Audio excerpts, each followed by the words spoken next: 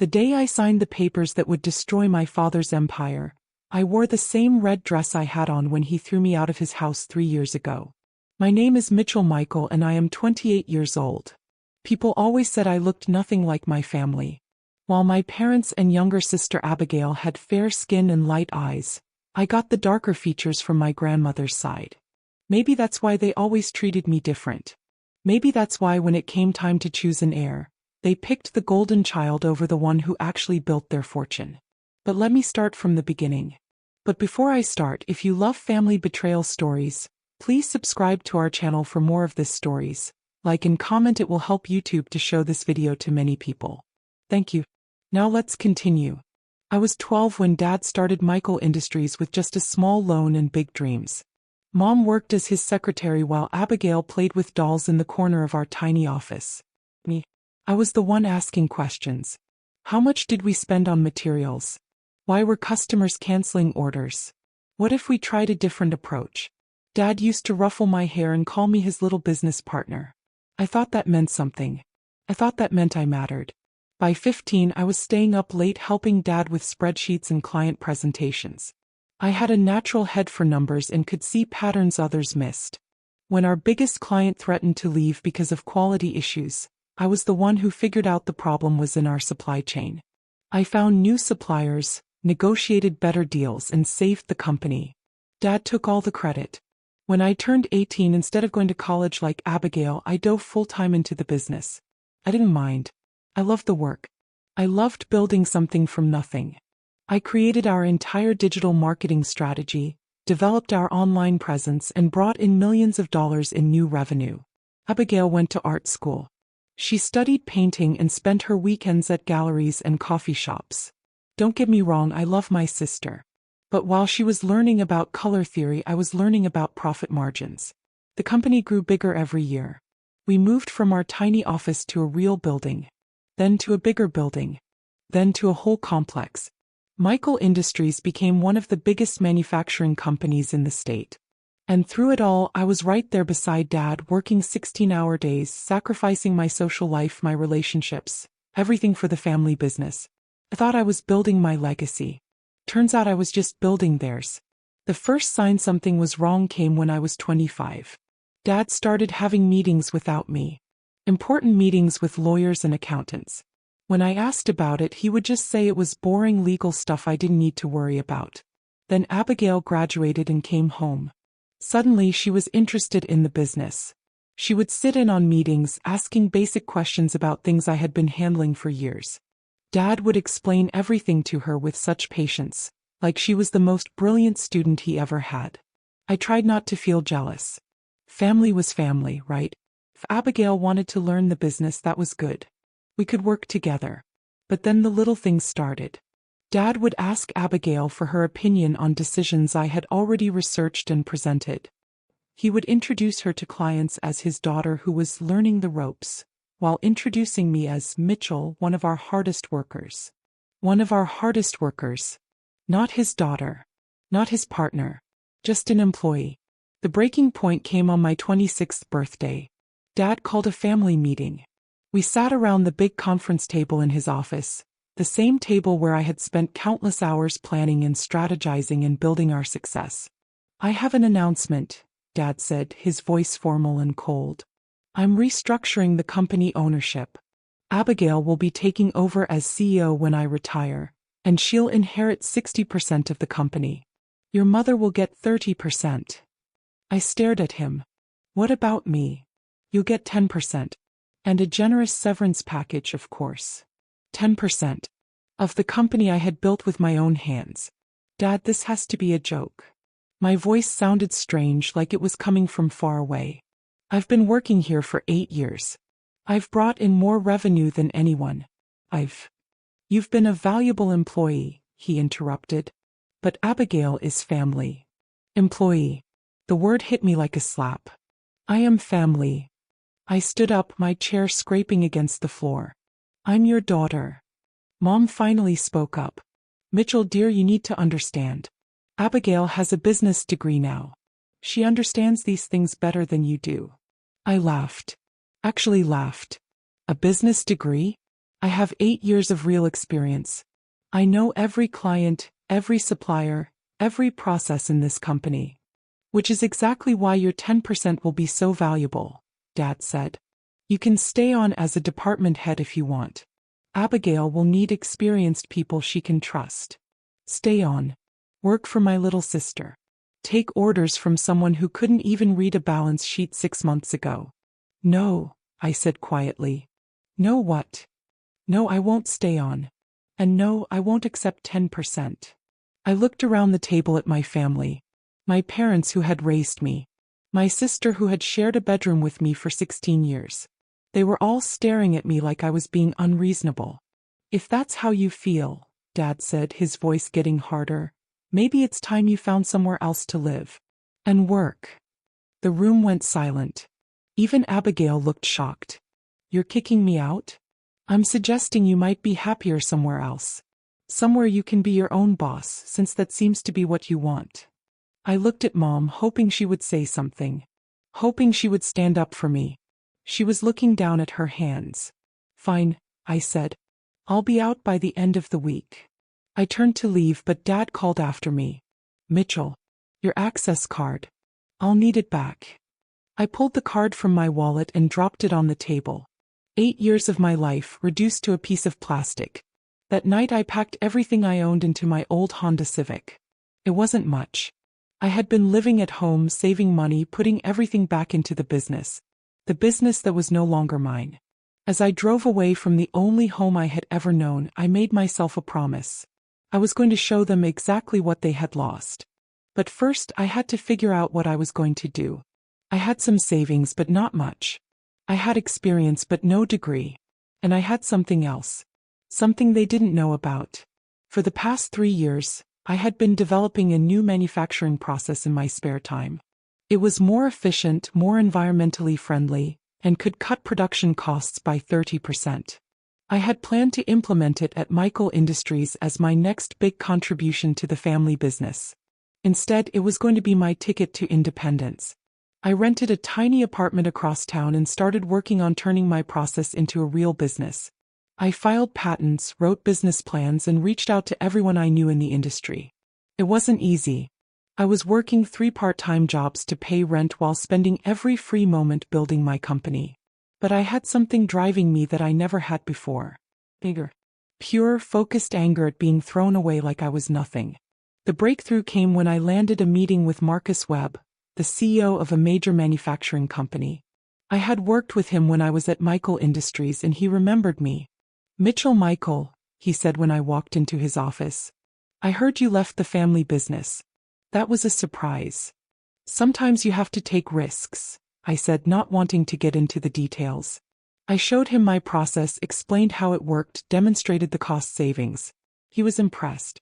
More than impressed. This is revolutionary, he said. How soon can you scale this up? I need investors, I admitted. And partners. I can't do this alone.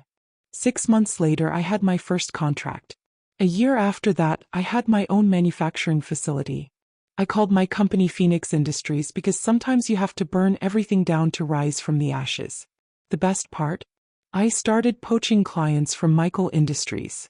Not out of spite, though that was satisfying, but because I could offer them better quality at lower prices. Business is business. Marcus became my mentor and biggest supporter. He introduced me to other industry leaders, helped me navigate the complicated world of manufacturing contracts, and eventually became my business partner. We weren't romantic, but we made a great team. By the time I turned 28, Phoenix Industries was generating $50 million in annual revenue. We had contracts with major companies across the country and were expanding internationally. I had a team of brilliant engineers and business people who respected my vision and trusted my leadership. I had everything I thought I wanted when I was working for my father. Success, respect, financial security. But the best part was the freedom. I didn't have to ask permission to try new ideas or justify my decisions to people who didn't understand the work. I was happy. Really, genuinely happy for the first time in years. Which is why it was so jarring when my phone rang on a Tuesday morning and I saw my mother's number. I almost didn't answer. We hadn't spoken since the day I left home 2 years ago. No calls, no texts, no birthday wishes. As far as I knew, I was still the ungrateful daughter who had abandoned her family. But curiosity got the better of me. "Hello, Mom." "Mitchell." Her voice sounded older, more fragile than I remembered. "How are you, honey?" The casual endearment after 2 years of silence almost made me hang up. "I'm fine. What do you want?" We need to talk. Your father and I. And Abigail. Could you come by the house?" "I don't think that's a good idea." "Please, Mitchell. It's important. It's about the company." I almost laughed. Of course it was about the company. Everything was always about the company. "What about the company?" There was a long pause. "We're in trouble, honey. Real trouble. We need your help." I should have hung up right then. Should have told her to call someone who cared. But something in her voice, a desperation I had never heard before, made me hesitate. "I'll think about it," I said and ended the call. That afternoon I did something I hadn't done in 2 years. I looked up Michael Industries online. What I found was shocking. Their stock price had dropped 60% in the past 18 months. They had lost 3 major contracts, including their biggest client. Revenue was down, debt was up, and industry analysts were predicting bankruptcy within the year. My father's empire was crumbling. I dug deeper, reading news articles and financial reports. The picture that emerged was clear. Without my innovations, my client relationships, and my operational expertise, Michael Industries had stagnated. Abigail might have had a business degree, but she didn't have the experience to run a complex manufacturing operation. She had made a series of costly mistakes, alienated long-term clients, and failed to adapt to changing market conditions. Everything I had predicted would happen without me had happened. I should have felt vindicated. Yet I felt sad. These were still my parents, my sister. I didn't want to see them fail, even after everything they had done to me. But I also wasn't ready to ride to their rescue. Not yet. 3 days later, my father called directly. "Mitchell, we need to meet. Tonight." His voice had none of the authority I remembered. He sounded tired, defeated. "I'm busy, Dad. Please. 1 hour. I'll come to you." That surprised me. Dad never went to other people. Other people came to him. "Fine. But we meet in public. There's a coffee shop on 5th Street called Grounds. 7 o'clock. I got there early and chose a table in the back corner. I wore a black business suit, my hair pulled back, my most professional look. I wanted him to see that I wasn't the same person he had thrown out of his house. When Dad walked in, I barely recognized him. He looked older, smaller somehow. His hair had gone completely gray, and he moved like someone carrying a heavy weight. He sat down across from me without ordering anything. "You look good," he said. "Successful." "I am successful." He nodded, looking down at the table. "I heard about Phoenix Industries. Impressive growth." "Thank you." We sat in silence for a moment. Then he looked up at me, and I saw something I had never seen in my father's eyes before. Fear. "Mitchell, I made a mistake. A terrible mistake. I waited. I should never have. I should have valued what you brought to the company. What you brought to our family. I was wrong." The apology I had wanted to hear for 2 years. But now that it was coming, it felt hollow. Too little, too late. "Why now, Dad? Why are you telling me this now?" He rubbed his face with his hands. "Because we're going to lose everything. The company, the house, everything. Abigail tried her best, but she wasn't ready. She didn't have your instincts, your knowledge. So you want me to come back and fix it. I want you to come back and take over. Full control. Majority ownership. Whatever you want." I stared at him. "What about Abigail?" "Abigail agrees. She knows she's in over her head. She wants to go back to school, maybe get an MBA, learn more before she tries to run a company. And Mom, your mother regrets how we treated you. We all do." I believed him. I could see the regret in his eyes, hear it in his voice. But regret doesn't undo years of being treated like I didn't matter. "I'll consider it," I said finally. His face lit up with hope. "Really?" I said, "I'll consider it. I'm not making any promises." I left him sitting there and drove home to my apartment. The place I had built for myself, filled with things I had chosen, decorated the way I liked. It was small compared to my childhood home, but it was mine. I spent the next week thinking. Really thinking about what I wanted. Did I want revenge? Did I want to watch my family lose everything as punishment for how they had treated me? Or did I want something bigger than that? The answer came to me while I was reviewing quarterly reports for Phoenix Industries. We were growing fast, but we needed more manufacturing capacity. We needed a bigger facility, more equipment, more skilled workers. Michael Industries had all of those things. They had everything I needed to take Phoenix to the next level. But instead of saving them, I was going to absorb them. I called my lawyer and my accountant. Then I called Marcus. I want to make an acquisition, I told him. What kind of acquisition? Michael Industries. There was a pause. Your father's company? Mitchell, are you sure about this? I'm sure. They're desperate. They'll sell for a fraction of what the company is worth. We get their facilities, their equipment, their remaining contracts. And I get closure. Marcus was quiet for a moment. This is personal for you. Everything is personal when it comes to family. The negotiations took 3 weeks. Dad tried to maintain some dignity, asking for more money, better terms for the remaining employees. But he didn't have any leverage. Michael Industries was hemorrhaging money and facing bankruptcy. I was offering him a lifeline, even if it meant swallowing his pride. The final number was $12 million for the entire company. The same company that had been valued at $40 million just 2 years earlier. On the day we signed the papers, the whole family was there. Dad, Mom, Abigail, and me. We met at the same conference table where they had offered me 10% and kicked me out of my own home. I wore my red dress. The same one from that day 2 years ago. I wanted them to remember. Before we finalize this, I said, looking around the table, I want you all to understand what's happening here. I'm not buying this company to save it. I'm buying it to strip it for parts.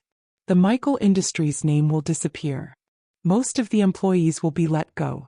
This building will be sold. Abigail looked like she was going to cry. Mitchell, please. These people have families. They've been loyal to us for years. Were they loyal to me when Dad threw me out? I asked. Did any of them call to check on me? Did any of them speak up when I was being treated like I didn't matter?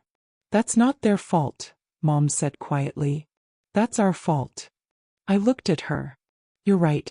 It is your fault. All of it. Dad cleared his throat. What about us? What happens to your family? What family? The words came out harsher than I intended, but I didn't take them back. You made it clear I wasn't really family when you chose Abigail over me. When you kicked me out of the house I grew up in. When you didn't call for 2 years. We're calling now, Abigail said. We're here now. Because you need something from me. Just like always. I signed the papers. My parents signed the papers. Abigail signed the papers. Just like that, Michael Industries belonged to me. But I wasn't done.